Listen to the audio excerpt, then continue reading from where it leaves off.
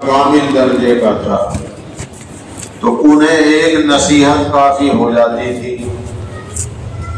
جیسے حضرت عمر رضی اللہ تعالیٰ عنہ کے زمانے میں کسی مورچے پر فوج گئی تو وہاں عیسائیوں نے، اسلام دشمنوں نے پلاننگ بنائی کہ مسلمان فوج کو اگر ناکام کرنا ہے تو اپنی لڑکیوں کو سجا بجا کر زیور پہنا کر راستے کے کنارے کھڑی کر دو اور ان لڑکیوں کو سمجھا دو کہ اگر تمہیں کوئی مسلمان فوجی جھوٹ اشارہ کرے تم سچ مچ چلے جانا. جب مسلمانوں کے سپہ سالار کو اس کا علم ہوا وہ بہت گھبرائے کہ کہیں میرے کسی فوجی کا قدم نہ ڈگمگا جائے. انہوں نے حضرت عمر رضی اللہ تعالیٰ عنہ کو خط لکھا کہ میں بہت ٹینشن میں ہوں، اسلام دشمنوں نے ایک پلاننگ بنائی ہے، مجھے معلوم ہوا، تو مجھے اس چیز کا خطرہ ہے کہ کہیں ہمارے کسی فوجی کا قدم نہ بہک جائے. یہ جو بلاత్కాری ہے یہ پوری قوم کی تباہی کا سامان ہوتا ہے. اگر کسی قوم میں بلاత్కాری عام ہو جائے تو ان میں نسل کا ہی پتہ نہیں رہتا، کون کس کی اولاد ہے، کون کس کا بیٹا، کون کس کی بیٹی، کس سے نکاح جائز کس سے نہیں. وہ جو آج کل ایک سسٹم چل رہا ہے کہ جس کے اولاد نہ ہو تو بچے دانی میں تخم رکھ دو. بہت سے بھائی مسئلہ پوچھتے ہیں آپ حضرات کو بھی علم میں ہوگا یا آ جائے گا. یہ بہتر تو نہیں ہے، لیکن اگر شوہر ہی کا تخم ہو، بیج کہہ لو اپنی زبان میں، شوہر ہی کا نطفہ ہو، شوہر ہی رکھنے والا ہو، یا مجبوری میں عورت ڈاکٹر رکھنے والی ہو تو اس کی اجازت ہے. اگر اس میں کسی اور چیز کی ملاوٹ ہے، کسی حیوان کسی جانور کا نطفہ ملا دیا یا کسی اور انسان کا، تو حرام ہے. رکھنے والا مرد ڈاکٹر ہے غیر ہے وہ بھی حرام ہے.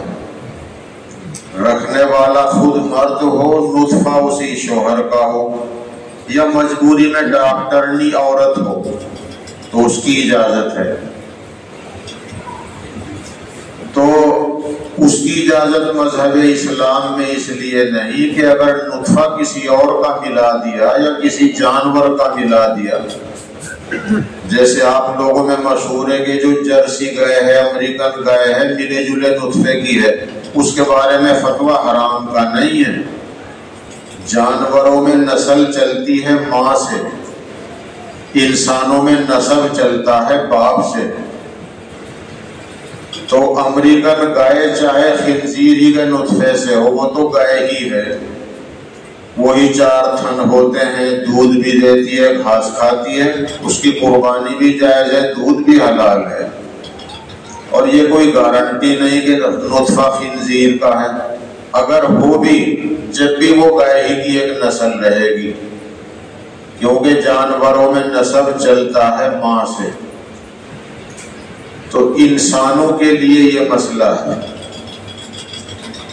تو اگر خدا نہ خواستہ کسی خاندان یا برادری یا قوم یا قبیلہ اس میں بلاత్కాری عام ہو جائے، جیسے دوسرے ملکوں میں کم بختوں کا حال ہے، وہ یہاں بھی لا رہے ہیں. پہلے باپ کا نام لکھتے تھے کاغذات میں، ماں کا لکھنے لگے. وہاں ماں کا نام چلتا ہے نہیں، باپ کا کسی کا پتہ ہی نہیں ہوتا. تو اگر خدا نہ خواستہ کسی قوم کے اندر بلاత్కాری پھیل جائے تو نسل بھی تباہ ہو جاتی ہے اور خدا کی طرف سے بربادی بھی آتی ہے. اللہ حفاظت فرمائے. تو حضرت عمر کے پاس سپہ سالار نے خط لکھا کہ حضرت مجھے بڑی ٹینشن ہو رہی ہے، دشمنوں نے پلاننگ بنائی ہے کہ اپنی لڑکیوں کو سجا بجا کے راستے کے کنارے کھڑی کریں گے تو کہیں کسی فوجی کا قدم نہ بہک جائے، پوری قوم کی بربادی ہو جائے گی۔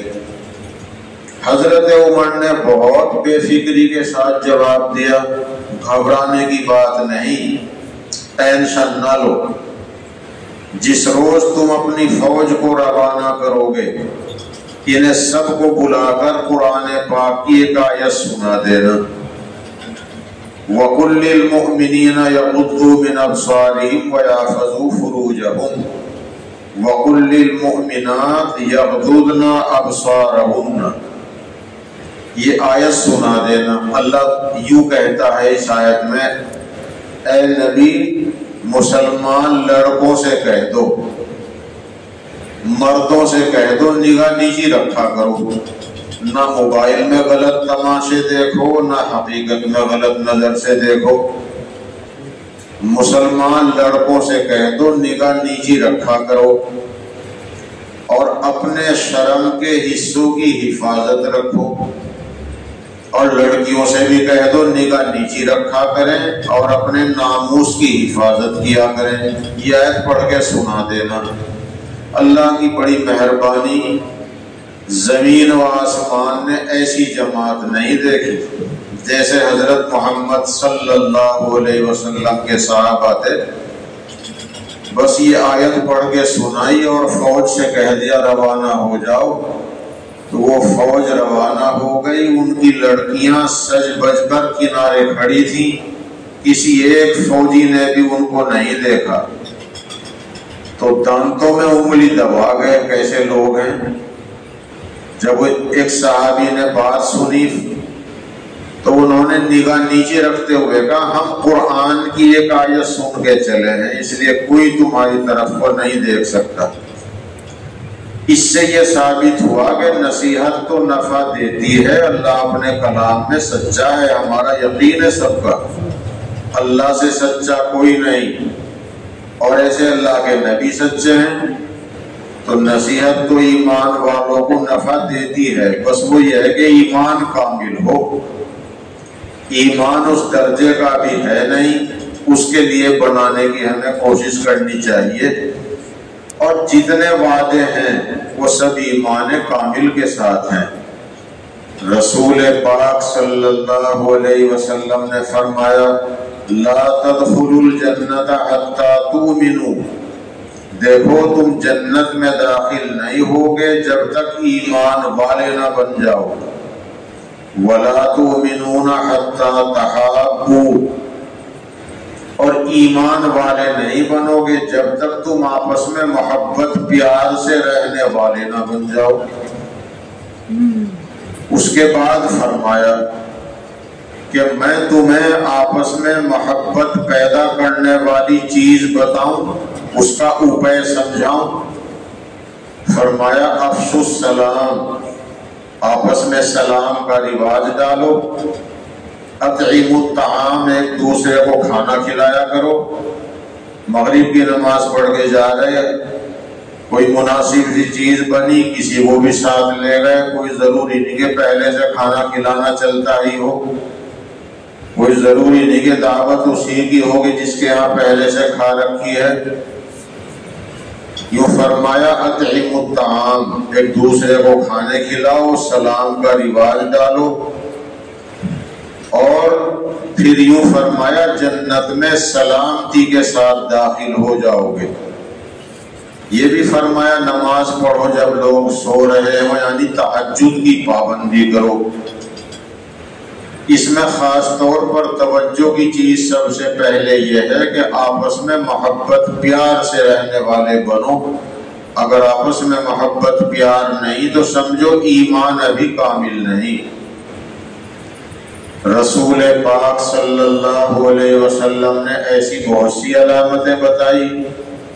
ایک حدیث میں یوں فرما دیا، پکا مومن وہ نہیں، 3 دفعہ قسم کھائی اللہ کی، اللہ کی قسم مومن نہیں، اللہ کی قسم مومن نہیں، اللہ کی قسم مومن کامل نہیں۔ صحابہ کرام نے معلوم کیا، یا رسول اللہ صلی اللہ علیہ وسلم کون؟ آپ نے فرمایا جس کے پڑوسیوں کو اس سے دکھ پہنچ رہا ہو، جس کے پڑوسی اس کی اذیتوں سے شرارتوں سے محفوظ نہ ہو، چاہے کھیت کا پڑوسی ہو، چاہے سفر کا پڑوسی ہو، چاہے گھر کا پڑوسی ہو، بیٹھک کا پڑوسی ہو، چاہے مجلس میں بیٹھے ہیں بیٹھنے کا پڑوسی ہو، یعنی ایک دوسرے کی طرف سے دوسرے کو راحت تو ملے، اذیت نہ پہنچے۔ صاف صاف فرما دیا جس کے پڑوسیوں کو اس کی طرف سے اس کی اذیتوں سے جو محفوظ نہ ہو وہ پکا مومن نہیں۔ نبی اکرم صلی اللہ علیہ وسلم نے اسی طرح ایک مرتبہ یوں فرمایا کہ جس آدمی کا پڑوسی بھوکا ہو اور وہ پیٹ بھر کے سو رہا ہو اس کا ایمان کامل نہیں، چاہے پڑوسی خاندان کا ہو، برادری کا ہو، دوسرے مذہب کا ہو، رشتہ دار ہو یا غیر رشتہ دار ہو۔ آپ نے فرمایا کہ پڑوسی تین طرح کے ہوتے ہیں۔ ایک پڑوسی وہ ہے جس کے تین حق ہیں، ایک تو مسلمان ہونے کا حق، خاندانی ہونے کا حق، پڑوس ہونے کا حق۔ پڑوسی بھی ہے، خاندانی بھی ہے اور مسلمان بھی ہے۔ ایک پڑوسی وہ ہے جس کے دو حق ہیں، مسلمان ہے، پڑوس میں رہتا ہے، خاندانی نہیں، چاہے برادری بھی دوسری ہو۔ ایک پڑوسی وہ ہے جس کا ایک حق ہے، غیر مسلم ہے، پڑوس میں رہتا ہے، پڑوسی ہونے کا حق اس کا بھی ہے۔ اور یوں فرمایا جس کا دروازہ تمہارے دروازے کے سب سے زیادہ قریب ہو، سب سے زیادہ حق والا وہ پڑوسی ہے۔ اور فرمایا جب تک پڑوسی راحت سے نہ ہو اور ہم سے اسے تکلیف پہنچ رہی ہو تو ہمارا ایمان ابھی مکمل نہیں۔ رسول پاک صلی اللہ علیہ وسلم نے یہ چیزیں اسی لیے فرمائی تاکہ میری امت کامل ایمان کے ساتھ دنیا سے جائے اور کامل ایمان کے ساتھ ان کو پہلے مرحلے میں جنت ملے۔ حدیث شریف میں ہے ایک دن مجلس لگی تھی، سرکار دو عالم صلی اللہ علیہ وسلم تشریف فرما تھے، ایک صحابی آ رہے تھے، آپ نے کہا جنتی آ رہا ہے، تو سب لوگوں نے مڑ مڑ کے دیکھا، بھائی کون ہے؟ پہچان لیا فلاں صاحب ہیں۔ پھر کسی دن اسی طرح مجلس میں بیٹھے تھے، وہی صاحب آ رہے تھے، پھر آپ نے کہا جنتی آ لیا۔ پھر سب نے دیکھا مڑ مڑ کے، بھائی کون ہے؟ تو کہا یہ تو وہی ہیں جو اس دن آ رہے تھے۔ پھر اگلے ہی دن یا کسی اور دن مجلس لگی تھی، آپ صلی اللہ علیہ وسلم تشریف فرماتے کچھ بات کر رہے تھے، وہ صحابی آتے دکھائی دیے، پھر کہا جنتی آ لیا۔ پھر سب نے دیکھا کون ہے، تو وہی تھے جن کے بارے میں پہلے 2 مرتبہ کہہ چکے تھے، حضرت عمر کے بیٹے عبداللہ۔ ان کے گھر میں کچھ ناراضگی سی ہو گئی، مگر ناراضگی ایسی نہیں تھی جو گھڑ نہ جا سکے۔ اسے بہانہ بنا کر ان صحابی سے یوں کہا کہ میں اپنے گھر نہیں جانا چاہتا اور میں 2-4 دن آپ کے یہاں رہنا چاہتا ہوں، آپ کی بیٹھک میں آرام کر لوں گا۔ انہوں نے شوق سے اجازت دے دی۔ 3 رات ان کے یہاں گزاری اور تیسری رات کے بعد یہ کہا کہ میرے گھر میں ناراضگی تو تھی مگر ایسی بھی نہیں تھی کہ میں نہ جا سکوں، مگر میں آپ کے ساتھ رہ کر یہ دیکھنا چاہتا تھا کہ آپ کیا وظیفہ پڑھتے ہیں، کیا عمل کرتے ہیں۔ رسول اللہ صلی اللہ علیہ وسلم نے آپ کو 3 مرتبہ میرے سامنے جنتی فرمایا ہے، میں بھی مجلس میں تھا تو میں یہ دیکھنا چاہتا تھا آپ کا عمل کیا ہے، تو میں نے دیکھا کوئی عمل آپ کا ہم لوگوں سے زیادہ نہیں۔ نماز ہم بھی پڑھتے ہیں، آپ بھی پڑھتے ہیں، تہجد آپ بھی پڑھتے ہو، ہم بھی پڑھتے ہیں، جو کام ہم سارے لوگ کر رہے ہیں وہی آپ کرتے ہیں، میں نے آپ کا کوئی عمل زیادہ نہیں پایا، لیکن حضور پاک صلی اللہ علیہ وسلم آپ کو جنتی کہتے ہیں، حالانکہ صحابہ تو سارے ہی جنتی ہیں، قرآن میں اس کی گارنٹی ہے، لیکن کوئی خاص بات ضرور ہے جو آپ یوں کہہ رہے جنتی آ لیا، جنتی آ رہا ہے۔ بعض صحابہ کو حساب بھی دینا پڑے گا، مال کا بھی حساب دینا پڑے گا، تو وہ مال کے حساب کی وجہ سے ٹھہر کے جائیں گے تو ضرور، مگر ٹھہر کے جائیں گے۔ تو ان صحابی نے یوں بتایا کہ رسول پاک صلی اللہ علیہ وسلم جانتے ہیں کہ میرے دل میں کسی بھائی کی طرف سے کوئی کینہ کپٹ نہیں ہے، وہ مجھے اس لیے جنتی کہتے ہیں، میرا دل بالکل صاف ہے، کسی کی طرف سے کوئی بیر نہیں، کوئی کینہ کپٹ نہیں، اس لیے وہ میرے دل کو ایسا کہتے ہیں جیسے پرندوں کا، گرسل ابھی لڑ رہی تھی اور اب پھر اکٹھی چگ رہی ہے، اور آپ نے پرندوں کی مثال دے کے فرمایا اپنے سینوں کو کینے سے پاک رکھو جیسے پرندے۔ تو رسول پاک صلی اللہ علیہ وسلم نے ان صحابی کو 3 مرتبہ، ہو سکے اس سے زیادہ بھی کہا ہو لیکن حدیث میں 3 دفعہ ہے، جنتی فرمایا۔ کیوں؟ ان کا دل تمام بھائیوں کی طرف سے بالکل صاف تھا۔ تو ایسا چاہتا ہے اللہ تعالیٰ کہ میرے بندوں کے خاص طور پر اس امت کے سینے، ان کے دل ایسے ہوں، اور ان کا ایمان کامل ہوگا تبھی جب آپس میں محبت پیار سے رہے۔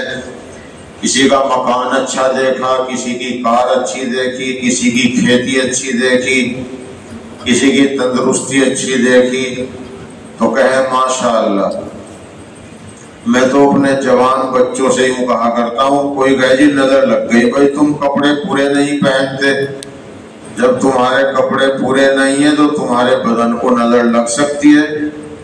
حدیث شریف میں ہے کہ نظر اونٹ کو تو ہانڈی میں پہنچا دیتی ہے اور آدمی کو قبر میں، یعنی نظر لگتی ہے، اللہ حفاظت فرمائے، کبھی جنات کی لگتی ہے اور کبھی انسانوں کی لگتی ہے۔ تو کسی کی کھیتی اچھی دیکھی کہے ماشاءاللہ، کسی کی کار اچھی دیکھی ماشاءاللہ، کسی کا مکان اچھا دیکھا ماشاءاللہ۔ جو بھی اچھی چیز خوشی کی ہو اس کے لیے خوشی، ہمیں بھی خوشی ماشاءاللہ۔ ہم کسی کی خوشحالی کو دیکھ کر اگر جلیں گے تو ہماری نیکیاں ایسے ختم ہوں گی جیسے لوہے کو زنگ کھا لیتا ہے آگ لکڑی کو، تو حسد اور جلد ہماری نیکیوں کو اس طرح کھا جاتی ہے۔ ہمارے لیے ہمارے ایمان کا تقاضا یہ ہے کہ ہم اپنے بھائیوں کی خوشحالی کو دیکھ کر اللہ کا شکر ادا کریں اور یوں کہیں ماشاءاللہ، اے اللہ تیرا شکر ہے، تو نے اس بھائی کو یہ نعمت دی ہے، اسے ترقی عطا فرما اور مجھے بھی عطا فرما، تیرے خزانے میں کمی تو نہیں آئی، اسے ترقی دے، برکت دے، مجھے بھی عطا فرما۔ اس میں تو جب ہم دوسرے کو دعا دیں گے فرشتہ ہمیں جبھی دعا دے گا، یا اللہ اس کے لیے بھی قبول فرما۔ اور اگر ہم کسی کی خوشحالی کو دیکھ کر، تندرستی کو، کپڑوں کو، کار کو، کھیتی کو، مکانوں کو، ان چیزوں کو دیکھ کر اگر ہم حسد کریں، حسد کا مطلب یہ ہے کہ مجھے تو یہ چیز ملے یا نہ ملے مگر اس کے پاس نہ رہے، یہ حسد ہے، یہ حرام ہے، اس سے اپنی بھی نیکیاں ختم، آدمی جلتا رہتا ہے، کوڑتا رہتا ہے، اسی کا نقصان ہے۔ اس لیے اللہ پاک نے مسلمانوں کو ایسی چیزوں سے روکا ہے، رکنے کا حکم دیا جو آپس میں اس طرح کی چیزیں پیدا کرنے والی ہوں، غیبت سے، چغلی سے، دوسرے کی برائی سے، اور آپس میں محبت پیار کا حکم دیا، اور یہ فرمایا تم جنت میں نہیں داخل ہوگے جب تک تمہارا ایمان کامل نہ ہو، اور ایمان کامل نہیں ہوگا جب تک آپس میں محبت پیار سے رہنے والے نہ بنو۔ اللہ تعالی ہمیں اس کی بھی توفیق عطا فرمائے۔ اللہ ہم سب کو، تمام مسلمانوں کو اللہ تعالیٰ کامل ایمان والا بنا دے۔ بس نصیحت تو ایمان والوں کو نفع پہنچاتی ہی ہے، اور نصیحت کی ہمیں ضرورت ہے۔ دین ہماری بنیادی ضرورت ہے۔ نماز پڑھ رہے ہیں، روزے رکھ رہے ہیں، قربانی کرتے ہیں، حج بھی کرتے ہیں، لیکن اگر دین کی ضروری باتیں معلوم نہ ہو تو ہماری عبادت بھی صحیح نہیں ہو سکتی۔ آپ کاشتکار آدمی ہو، ہم تو کاشتکاری کرنے میں بھی آزاد نہیں، انشاءاللہ پھر کبھی بتائیں گے۔ کاشتکاری میں بھی ہم آزاد نہیں ہیں کہ جس طرح چاہیں کریں۔ نماز ہی کا ایک مسئلہ بتاتا ہوں تاکہ کام بھی آئے اور ضرورت کا بھی احساس ہو۔ نماز پڑھ رہے ہیں، اللہ تعالیٰ قبول فرمائے، پابند بنائے، لیکن اگر مسائل نماز کے معلوم نہ ہو تو نماز صحیح نہیں ہوتی۔ امام صاحب نماز پڑھا رہے ہیں، ہم بعد میں آئے، ہماری ایک رکعت نکل گئی یا زیادہ نکل گئی، تو امام صاحب کو بھول لگ گئی۔ امام صاحب کو کوئی ایسی بھول لگی کہ جس کی وجہ سے انہیں بعد میں سجدہ سہو کرنا ہے۔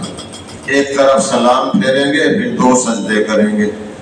ہر غلطی پہ نہیں ہوتا، کسی غلطی کی پورتی اس سے ہوتی ہے۔ کوئی واجب چھوٹ گیا یا کسی واجب کے ادا کرنے میں دیر ہو گئی، مان لیجئے 3 سجدے کر لیے تو کھڑے ہونے میں دیر ہو گئی، اب سجدہ سہو کرنا پڑے گا۔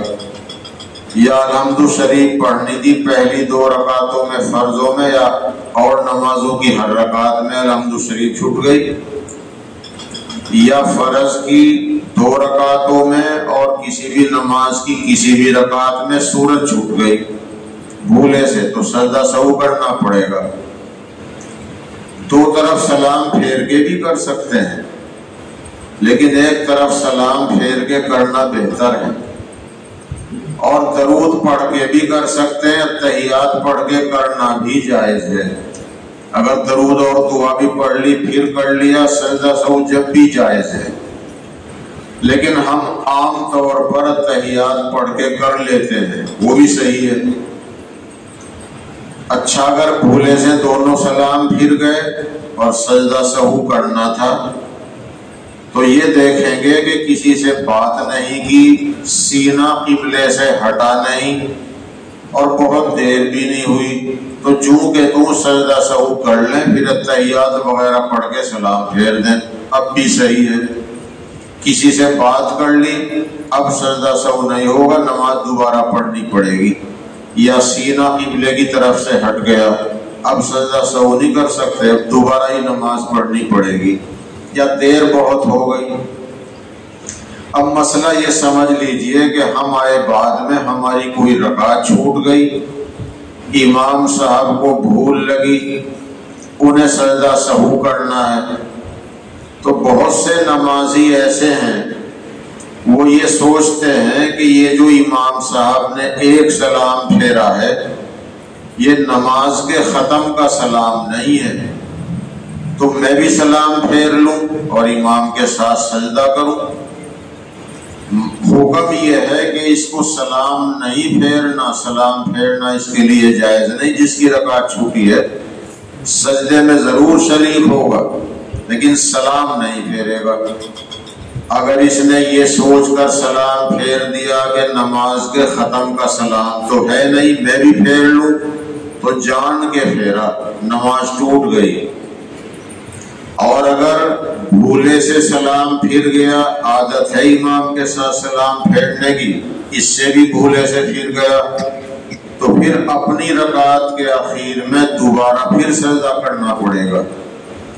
ایسے نمازی کئی دیکھنے کو ملے کہ ان بیچاروں کی رکعت چھوٹی ہے اور امام صاحب نے سہو کا سلام پھیرا، انہوں نے جان کے پھیر دیا، یہ سوچ کر کے نماز ابھی ختم نہیں ہو رہی، تو جان کے اگر پھیرے گا نماز ٹوٹ جائے گی۔